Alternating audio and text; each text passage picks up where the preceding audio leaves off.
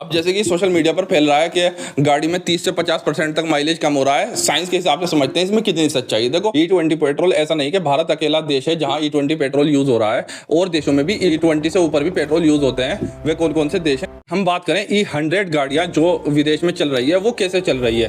दोस्तों, क्या E20 petrol से गाड़ियों में कचरा जमता है? देखो, इंजन में दुनिया भर के पार्ट्स होते हैं, लेकिन उन पार्ट्स में, सारे पार्ट्स में कहाँ कहाँ दिक्कत, क्या क्या दिक्कत आ सकती है, क्या क्या दिक्कत देखने को मिल सकती है।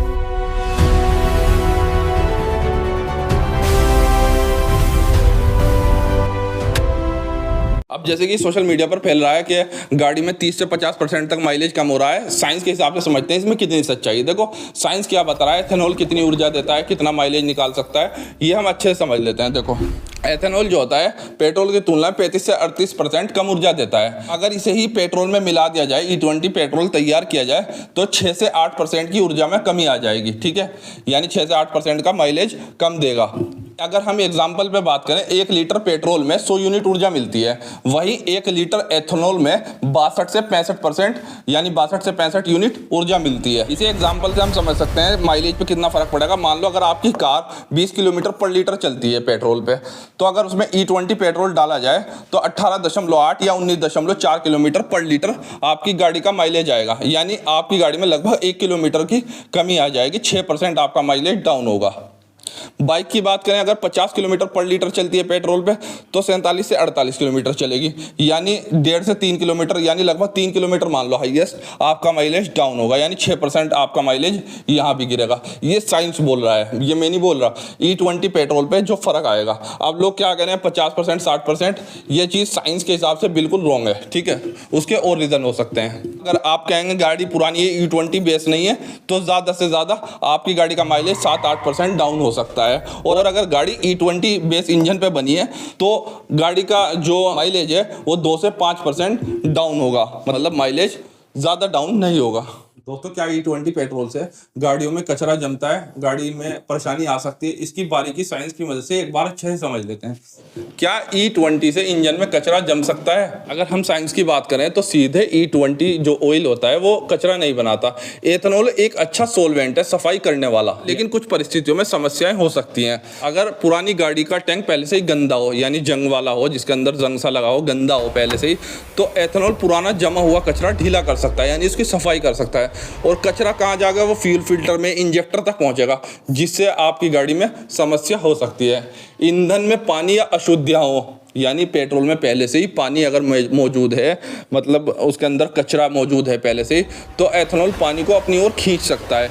ये बात ऐसी है, अगर जहाँ पर ये ऑयल पेट्रोल रखा जा रहा है वो पहले से जंग लगे हैं, पुराने हैं, या उनमें पानी का रिसाव होता है उसके अंदर थोड़ा बहुत भी, तो उस चीज़ की वजह से गाड़ी पर इफेक्ट पड़ सकता है। जैसे कि भारत के अंदर E20 लॉन्च कर दिया, लेकिन टैंकर बहुत पुराने हैं जिनमें जंग भी लगे होंगे, जाहिर सी बात है उनमें परेशानी होंगी, तो उसकी वजह से भी गाड़ी में परेशानी आ सकती है। अगर पेट्रोल पंप का ही टैंकर है, अंदर जो दबा हुआ है ज़मीन का, अगर उसके अंदर जंग पहले से मौजूद है, तो E20 की वजह से वो गाड़ी प्रभावित होंगी। तो ये सब चीज़ें भी क्लीन होनी चाहिए। अगर E20 हैं तो ये चीज़ें भी नई यूज़ हो वहाँ पर, या सफाई हुई भी हो उनमें, मतलब ज़रा सी भी अनक्लीनिंग जो होगी वो बर्दाश्त नहीं करेगा। क्लीनिंग होनी चाहिए हर चीज़ की, के अंदर टैंकर क्लीन यूज़ होना चाहिए। इस लंबे समय में E20 की वजह से ये जो रबड़ पाइप होता है गाड़ियों में, ये जो रबड़ पाइप होता है, सील होती हैं रबड़ वाली चीज़ें, ये वक्त के साथ मुलायम पड़ सकती है, यानी इनमें रिसाव होना शुरू हो सकता है। अगर गाड़ी लंबे समय तक E20 पेट्रोल डले रहने से खड़ी है एक ही जगह बहुत ही लंबा टाइम हो गया, तो एथेनॉल जो है अपनी गुणवत्ता खो सकता है, खासकर अगर उसके अंदर नमी आ जाए। ठीक है, ये रीज़न है। अब बात करते हैं फिर इतनी शिकायतें क्यों आ रही हैं। कुछ गाड़ियाँ पुरानी है, E20 के लिए डिज़ाइन नहीं थी, इस वजह से इतनी समस्या हो रही है।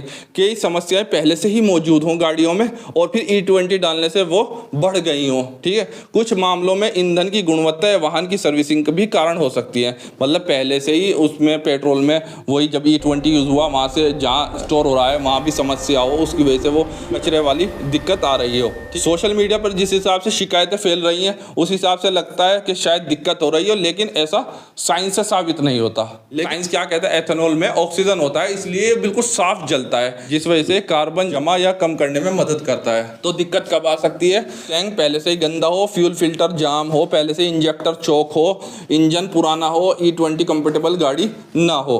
तो दोस्तों आप अच्छे से समझ गए होंगे साइंस के हिसाब से प्रॉब्लम कहाँ हो सकती है। दोस्तों ये E20 पेट्रोल जिसके ऊपर इतना बवाल कटा हुआ है देश में, E20 पेट्रोल ऐसा नहीं कि भारत अकेला देश है जहाँ E20 पेट्रोल यूज़ हो रहा है, और देशों में भी E20 से ऊपर भी पेट्रोल यूज़ होते हैं। वे कौन कौन से देश हैं वो भी समझ लेते हैं, वहाँ पर कौन कौन से तेल यूज़ हो रहे हैं। देखो ब्राज़ील के अंदर E27 यानी 27% एथेनॉल वाला ऑयल यूज़ होता है, और कुछ फ्लेक्स फ्यूल गाड़ियों में जो पहले से ही उसी हिसाब से इंजन बनाए गए हैं E100 तक यानी शुद्ध एथेनॉल भी यूज़ हो रहा है।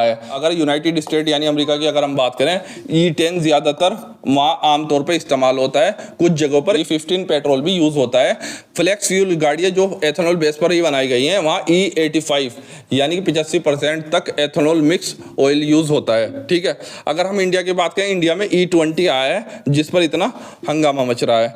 अगर हम थाईलैंड की बात करें, वहाँ E10 E20 बिल्कुल सामान्य है, वहाँ पर यूज़ होता है पेट्रोल, और जो स्पेशल एथेनॉल बेस पर बनी है E85 भी वहाँ यूज़ होता है। अगर हम कनाडा की बात करें तो वहाँ पर E10 E15 भी यूज़ होते हैं। अगर हम बात करें क्या ये इन गाड़ियों में वहाँ पर कोई दिक्कत क्यों नहीं आ रही, वहाँ पर कोई प्रोटेस्ट क्यों नहीं हो रहा, तो देखो वहाँ की गाड़ियाँ उसी हिसाब से बनी होती हैं। देखो वहाँ ब्राज़ील में लगभग सभी नई पेट्रोल कारें हैं फ्लेक्स फ्यूल होती हैं, E20 से लेकर 100% एथेनॉल पर चलती हैं, उसी हिसाब से वह कारें डिज़ाइन होती हैं। अमेरिका में भी सामान्य कारें E10 के लिए बनी होती हैं, E15 केवल अनुमानित वाहनों में यूज़ हो। E85 पेट्रोल के लिए फ्लेक्स फ्यूल व्हीकल पहले से तैयार किया जाता है। भारत की बात करें, यहाँ पर E20 कॉम्पेटिबल गाड़ियाँ बनाई गई हैं, इसलिए यहाँ पर E20 लॉन्च कर दिया गया। थाईलैंड की अगर बात करें, वहाँ पर E10 E20 और कम्पेटिबल गाड़ियों के लिए E85 तीनों के लिए उपयुक्त मॉडल उपलब्ध हैं, उसी हिसाब से उनमें पेट्रोल डाला जाता है। तो दोस्तों इस बात से इतना क्लियर होता है, ऐसा नहीं कि E20 पेट्रोल ख़राब है, बस उसका जो सिस्टम है, जो तरीका है सरकार का, वो गलत है। एकदम से E20 लॉन्च कर दिया गया, क्योंकि जब गाड़ियाँ E20 कंपेटेबल नहीं है तो लोगों के पास ऑप्शन होना चाहिए था। जो E20 कंपेटेबल है वे E20 डलवाएं, और जो नहीं है वो E10 डलवाएं, E5 डलवाएं, जो भी अवेलेबल हो। दोस्तों जिस हिसाब से E20 पेट्रोल पर इतना बवाल हो रहा है कि ये इतना ख़राब है, अगर हम बात करें E100 गाड़ियाँ जो विदेश में चल रही है वो कैसे चल रही है, क्या वो कामयाब है या नहीं, ये भी समझ लेते हैं साइंस के हिसाब से। देखो जो E100 गाड़ियाँ हैं यानी E100 ऑयल पर चल रही है, यानी 100% एथेनॉल पर गाड़ी चल रही है, वो कैसे चल रही है। देखो उसको उसी हिसाब से डिज़ाइन किया गया है इंजन को। इंजन में जो रबड़ सील है, एथेनॉल प्रति यानी जो पाइप है, रबड़ सील है, वो उसी हिसाब से एथेनॉल प्रतिरोधी बनाया गया है, यानी एथेनॉल उन्हें वक्त के साथ खराब ना कर सके, जिससे गाड़ी में लीकेज की प्रॉब्लम ना आए। उसके अंदर जो फ्यूल इंजेक्टर लगाया होता है वो भी इस हिसाब से डिज़ाइन किया होता है, वो ज़्यादा फ्यूल देता है, जिस वजह से उसमें कचरा वगैरह की प्रॉब्लम नहीं आएगी। उसका जो विशेष ECU सॉफ्टवेयर और इंजन है वो उस हिसाब से डिज़ाइन किया गया है, जिससे कि इंजन पे कोई प्रभाव ना आए।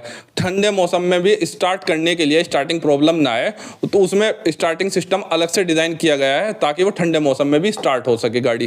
फ्यूल पंप और फ्यूल सिस्टम एथेनॉल के अनुसार डिज़ाइन किए गए हैं, यानी हमारे यहाँ के पेट्रोल पंप है, वहाँ के जो फ्यूल पंप हैं वो उसी हिसाब से डिज़ाइन किए गए हैं एथेनॉल के हिसाब से, और गाड़ी का भी जो फ्यूल टैंकर है वो भी उसी हिसाब से डिज़ाइन किया गया है, कोई उसमें दिक्कत ना आए कचरे वगैरह की या पानी के रिसाव की। ठीक है, उसी हिसाब से गाड़ी तैयार की जाती है। एथेनॉल कम ऊर्जा देता है, लेकिन ये गाड़ी को उसी हिसाब से डिज़ाइन करने से, ये सही डिज़ाइन करने से गाड़ी सही चलती है। तो फिर भारत में E20 पर विवाद क्यों हो रहा है। देखो करोड़ों पुरानी गाड़ियाँ थी, E20 के लिए डिज़ाइन नहीं थी। विवाद की असली वजह तो है ही है, E20 कम समय में बड़े स्तर पर लागू कर दिया गया, सीधे मतलब सीधे पूरे देश में लागू कर दिया, इस वजह से भी प्रॉब्लम है। लोगों ने माइलेज और वाहन व्यवहार में बदलाव महसूस किया, जिसकी वजह से लोग नाराज हैं। कुछ मामलों में वाहन या ईंधन से जुड़ी वास्तविक समस्याएं सामने आई, लेकिन हर समस्या का कारण E20 नहीं है। E20 से समस्याएं हो सकती हैं, जो कि मैंने आपको पीछे बता दिया है क्यों हो सकती हैं। क्या E100 खराब ईंधन है। देखो E100 खराब ईंधन नहीं है, अगर गाड़ी उसका मॉडल या इंजन उस हिसाब से डिज़ाइन नहीं है तो वो बिल्कुल नहीं है। ये बात ऐसी है, अगर आप चप्पल पहनकर मैराथन दौड़ने लगे तो चप्पल खराब नहीं है, इसका मतलब आपने गलत जगह गलत चीज़ का चूज़ कर लिया। यहाँ पर आपको शूज़ यूज़ करने थे, अगर आप रनिंग कर रहे हैं तो वहाँ पर शूज़ ही काम करेंगे। ठीक है, अगर आप कंफर्ट महसूस करना चाहते हैं, नॉर्मल चलना चाहते हैं, वहाँ पर स्लीपर ही चलेंगे। तो ये बात ऐसी है, जगह के हिसाब से ही चीज़ का चुनाव होना चाहिए। तो आप अच्छे समझ गए होंगे कि एथेनॉल ख़राब नहीं है, इसका यूज़ करने का तरीका वो सही होना चाहिए।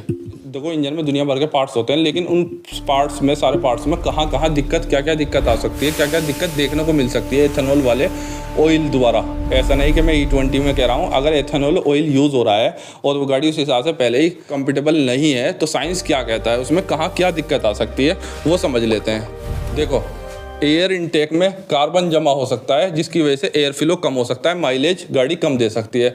शटल बॉडी जो है यहाँ पर कार्बन और गंदगी जमा हो सकती है। फ्यूल इंजेक्टर में कार्बन जम सकता है, यहाँ पर कचरा जम सकता है, जिस वजह से फ्यूल निकलने में माइलेज में प्रॉब्लम आएगी।